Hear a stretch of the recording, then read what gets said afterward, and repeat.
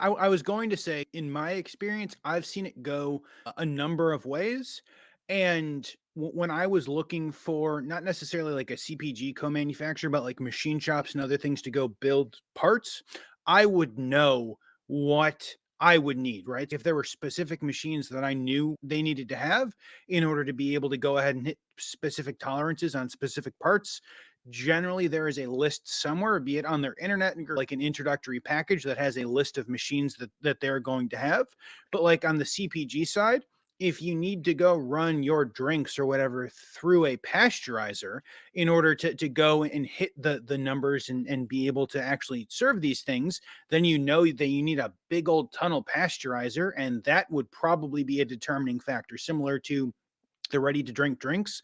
So if you guys like White Claw style drinks, all of that gets run through a centrifuge to take out basically the taste of sugar. So you would know that you would need one of those in order to be. So as a brand owner, you probably know, or you should know, if there are critical pieces of equipment that are required in order to be successful. What I have found is that a lot of times, anywhere from the kind of small number of hundreds of thousands or $1 million a year up to 50 or sometimes even $100 million a year facilities, it is hard to get these people on the phone. Like sometimes it is hard to get these people to return emails. So if you're like, hey, I'm Vlad, I'd like to go make peanut butter. No, I don't have a recipe. How much chocolate can I put in my peanut butter?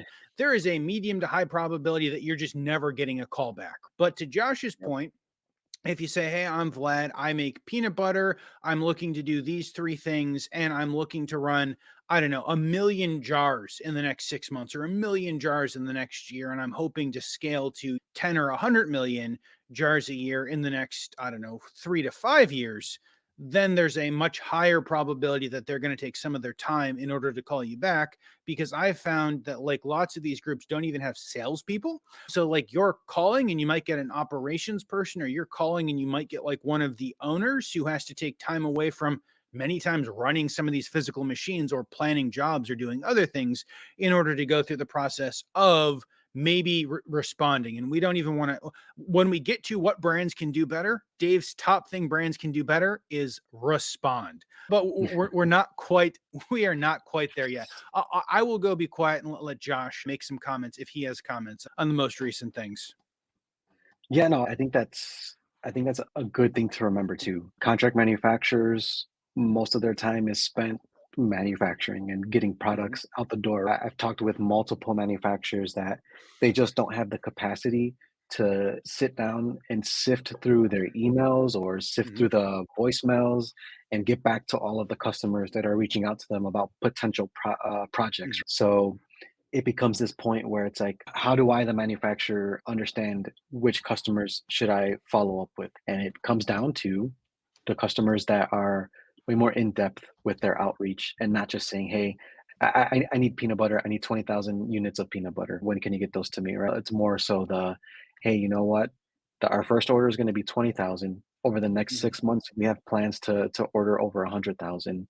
If things go well within the year, we're going to do 500,000, and this is why. Like these are our plans. We're gonna break out into Costco or Walmart Mhm. or Target, and we got a bunch of buy-in from these big retailers, and things are looking really good for us. So just really getting into the weeds of that, sharing that with the contract manufacturer helps them on their end when they're going through their 100 emails from random Mhm. brand owners. Help them. Yep. Hey, who's this Vlad guy? Oh, he knows his stuff. He's talking Mhm. about sale. He's talking about retail channels that he's going to get into. He's sharing with me growth plans already, and we don't even have an NDA executed yet. So I really respect that. Let me follow up with him and understand more. So just dangle the carrot in front of the contract Mhm. manufacturer and make it a juicy carrot.